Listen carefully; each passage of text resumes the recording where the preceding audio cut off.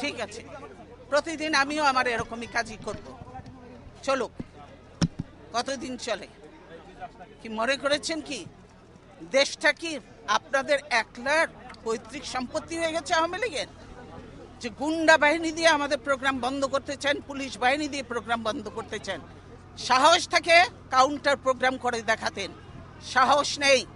10টা লোকও আসে না, ভাড়াটিয়া লোক ভাড়া করে ডিসিএসপি দিয়ে লোক আনায়, বুঝি এটা। না হলে এরকম এত করুণ পরিণতি হয়, 154টা সিট আনকন্টেস্টেড হয়ে যায়, আর বাকি রয়েছে কি, বাকিগুলোও করে ফেলবে। ওটা নিয়ে ওটা কোনো ইলেকশন নয়, এটা যে সিলেকশন হয়েছে, ভাগাভাগি নির্বাচন হয়েছে, এটা আজকে জাতির কাছে পরিষ্কার, দেশের মানুষের কাছে পরিষ্কার। তাই মানুষ আজকে ধিক্কার দিচ্ছে। ধিক্কার দিয়ে আমরা এই সরকারকে ধিক্কার দিই যে আজকে কি করছেন। আপনাদের সঙ্গে আমাদের কোনো বিরোধ নেই, আপনারা দায়িত্ব পালন করছেন, কিন্তু আমি মনে করি যে দায়িত্বটা সুন্দরভাবে পালন করেন, সম্মানের সঙ্গে, যাতে আমরাও কাজ করতে পারি, আপনারাও কাজ করতে পারেন, সেভাবে আপনারা করেন। আপনাদের সঙ্গে আমাদের কোনো বিরোধ নেই, পুলিশ বাহিনী, কিন্তু এটা তো ঠিক নয় যে আমাকে আমার বাড়ির থেকে বেরোতে দেবেন না, এটা তো ঠিক নয়, এটা তো ঠিক নয়। সেটা আপনাদের যে অফিসার ছিল সে গেল কোথায়? তার সাথেই তো আমি কথা বলতে চেয়েছি, কেন আমার পথ আটকিয়েছে, কিন্তু সে কোথায়, কেন সে আসছেন এখন সামনে? এতক্ষণ তো অনেক কথা বললেন, আপনি কি এখন মুখটা বন্ধ কেন? এই যে মহিলা, আপনার মুখটা এখন বন্ধ কেন বলেন তো? কি বলছিলেন এতক্ষণ ধরে? মুখটা বন্ধ কেন এখন? দেশ কোথায়? গোপালী,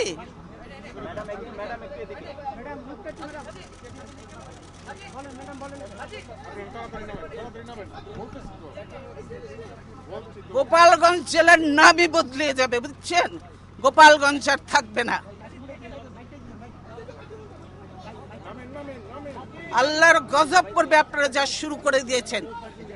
কতগুলো আলেমকে হত্যা করেছেন, এতিমকে হত্যা করেছেন, কতগুলো বিডিআর অফিসারকে হত্যা করেছেন। সেদিন কি কোথায় ছিল হাসিনা? সেদিন হাসিনা কোথায় ছিল? এতগুলো অফিসারকে মারলো, 57 জন অফিসারকে হত্যা করলো, সেদিন হাসিনার এই ফোর্স কোথায় ছিল? কেন সে ফোর্স পাঠায় নাই? আসলে সে নিজেই জড়িত ছিল এই হত্যাকাণ্ডের সঙ্গে, সেজন্যই আজকে তো এমন অনেক আননোন চেহারা দেখা যায় যাদেরকে চেনা যায় না যে তারা আসলেই বাংলাদেশি কিনা। বাংলাদেশের আজকে যে কর্মসূচি ছিল, আপনারা যদি দেশকে ভালোবাসতেন তাহলে আজকে ছিল আমাদের সার্বভৌমত্ব রক্ষা এবং democracy for road March, democracy for March ছিল। আমরা রক্ষা করতেও চাবেন না, গোলামি করবেন, দালালি করবেন, এই গোলামি তো রাখবে না। লিন্দুব দর্জির ইতিহাসটা পড়ে দেখেন, সেও কিন্তু টেকে নাই বেশি দিন, তাকেও বিদায় নিয়েছে এত দালালি করে। দুনিয়া থেকে চলে গিয়েছেন, তবে তিনি যে কথাগুলো বলে গিয়েছিলেন আওয়ামী লীগকে, সেই কথাগুলো কিন্তু এখন বাস্তবে রূপ নিয়েছে। এটা আরও তিনি অনেক আগেই কথাগুলো বলেছিলেন এবং এই কথাগুলো কিন্তু পরবর্তীতে দেখা গিয়েছে যে আসলেও সত্য হয়েছে। তবে সত্য হয়েছে এটার কারণ হলো, আসলে কোনো জালিম যখন সাধারণ মানুষের উপর জুলুম করে, কোনো ব্যক্তির উপর জুলুম করে, আর সেই জুলুমের মাত্রা যখন অতিরিক্ত হয়ে যায়, তখন কিন্তু সৃষ্টিকর্তা তার যে এই জুলুম মানুষের উপর করেছে এর যে একটা শাস্তি, এর কিছুটা কিন্তু দুনিয়াতে আল্লাহ তাআলা দেখিয়ে যান, অর্থাৎ দেখিয়ে দেন মানুষকে যে মানুষ যেন কারো উপরে এমনভাবে জুলুম না করে যে সেটি সে সহ্য করতে পারে না। শেখ হাসিনা এমন কোনো রাজনৈতিক ব্যক্তি নেই যারা আওয়ামী লীগের বাহিরে রয়েছে যে শেখ হাসিনার জন্য সে জুলুমের শিকার হয়নি। শেখ হাসিনা তাকে এমনভাবে জুলুম করেছে, তার অন্তর থেকে শেখ হাসিনার জন্য কিন্তু একটি কথা চলে এসেছে যে হে সৃষ্টিকর্তা, আপনি এর বিচার করেন বা আপনি তাকে এমনভাবে অপদস্থ করেন যেন মানুষ দেখে, যেন আমাদের উপর যে অত্যাচার করছে এই অত্যাচারের বিচার করুন।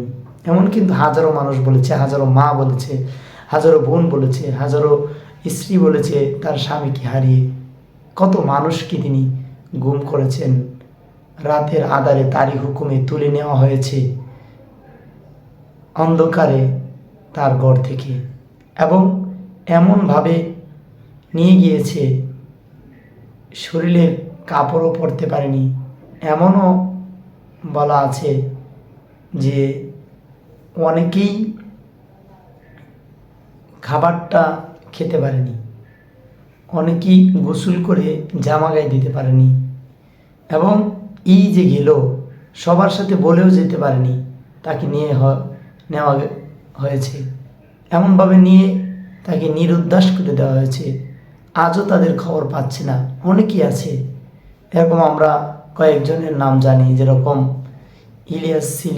সিলেটের ইলিয়াস হোসেন, তার আজও কোনো খোঁজ পাচ্ছে না, সে বেঁচে আছে না মরে গিয়েছে। এত বড় একটি গণ অভ্যুত্থান হয়েছে, হয়তো সে বেঁচে নেই, এটাই কিন্তু সবাই জানে, এবং এটাই মনে হয় এই সত্য যে তিনি বেঁচে নেই।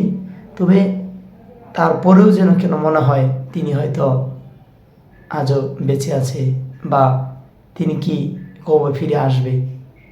এমন অনেক কিন্তু মানুষ এই শেখ হাসিনা এভাবে ঘর থেকে তুলে নিয়ে, রাস্তা থেকে তুলে নিয়ে উধাও করে দিয়েছেন। অতএব আমরা মনে করি এই শেখ হাসিনা মানুষের ওপর যেভাবে অত্যাচার করেছে এবং জুলুম করেছে, গুম করেছে, আসলে এই শেখ হাসিনার অবস্থা দুনিয়াতেও এমন কিছুটা হওয়া প্রয়োজন। কারণ তিনি এত মানুষকে কষ্ট দিয়েছেন। আমরা যদি বলি যে 13 সালের ঘটনা, এত মর্মান্তিক ঘটনা, এত মায়ের অন্তরে আঘাত দিয়েছে, তোমাকে কষ্ট দিয়েছে, এই যে হত্যাকাণ্ডগুলো, এগুলো অবশ্যই শেখ হাসিনার হুকুমে হয়েছে, এতে কোনো সন্দেহ নেই। অতএব এই শেখ হাসিনা তিনি বলে যে মানুষের জন্য নাকি তিনি অনেক কিছু করেছে, তারপরেও তিনি আরও কিছু করতে চান। অর্থাৎ আমি মনে করি তিনি মানুষকে অনেকভাবে কষ্ট যন্ত্রণা দিয়েছে। তিনি এখনও দিল্লি বসে মানুষের পক্ষ নিয়ে কথা বলে যে দেশের জনগণের পাশে থাকতে চায়, এবং জনগণ নাকি তাকে চিনে, এবং জনগণ নাকি আওয়ামী লীগকে বলেনি, আওয়ামী লীগের পাশে নাকি জনগণ রয়েছে। তাহলে তিনি দিল্লিতে কেন?